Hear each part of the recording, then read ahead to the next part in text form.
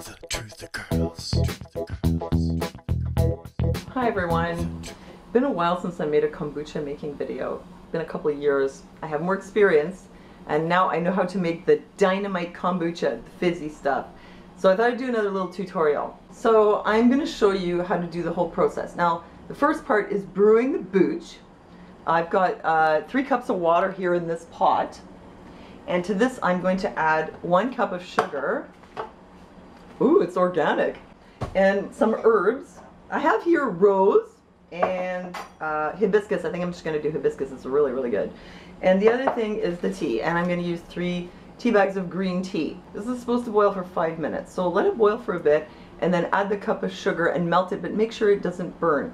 And for the water, don't use tap water. It's got, you know, chlorine and all kinds of stuff in it.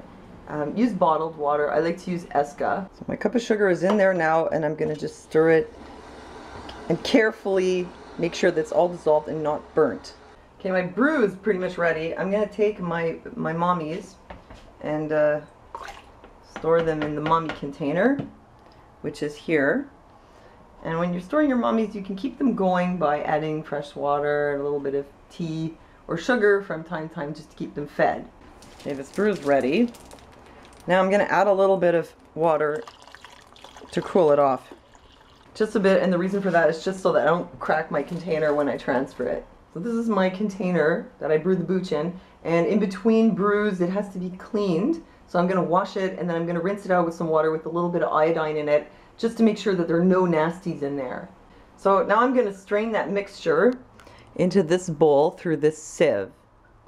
I'm going to add some more water so again my jar doesn't explode. I'm going to fill it up the rest of the way with this water. 10% of this has to be kombucha from your previous brew, like sort of kick-starting the culture and to keep the pH right. So 10%. And then you want to add your mommy. And the reason I added the water was because this has to be a little bit cool. I mean, you can't put your mommy into some very, very hot tea. But, you know, I'm too lazy to wait for it to cool down. So, I guess it's better to boil it all and wait for it, but who's got time for that? In fact, I actually put more than 1 mommy in there because it seems to me that when there's a bigger culture in there, it brews the stuff faster. It seems to digest the sugars or whatever. It does its thing, and I get my booch in about a week. And if you're wondering, where can I get a mommy? Well, here's the trick. You buy one of these, and then you drink it down to about 1 inch from the bottom, and you just let it stand around, and after a few days you're going to get a little baby.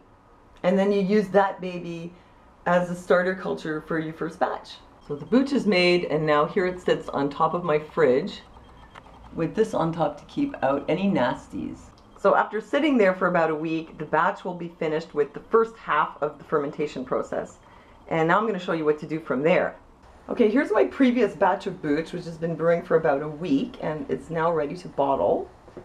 I put this over it so no dust or anything else gets in it. And as you see, it has made a new baby on the top.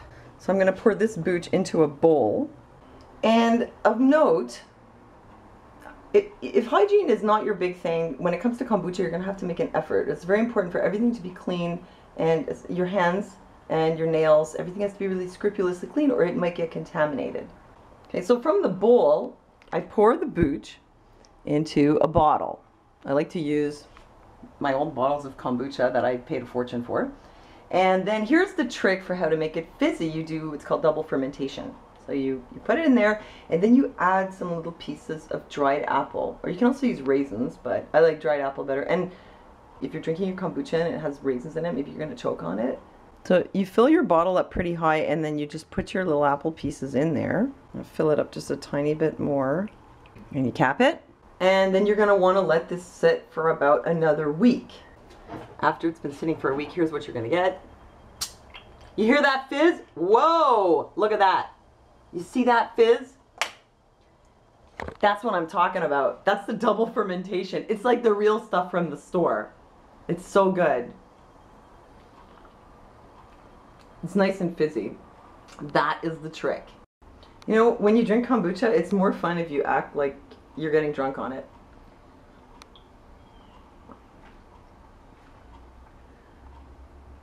I don't want it. Drink, drink, drink, drink.